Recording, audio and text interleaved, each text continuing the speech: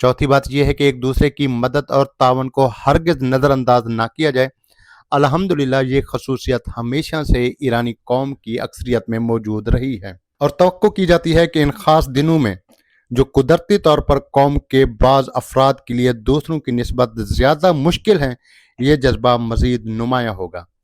इस सिलसिले में मैं खिदमत अंजाम देने वाले इदारों से दरख्वास्त करता हूँ कि वह कौम के उन अजीज़ अफराद और अवामी इमदादी ढांचों की हर मुमकिन मदद और मुआवनत में कोई कमी न करें। अगर इन असूलों को मलहूज रखा जाए तो ए अजीज़ कौम आपके लिए अजमत और सरबुलंदी के दिनों तक पहुँचने का रास्ता हमवार हो जाएगा। इसके करीब तरीन मिसाल इंशाअल्लाह मौजूदा जंग में दुश्मन पर फतह की सूरत में सामने आ सकती है।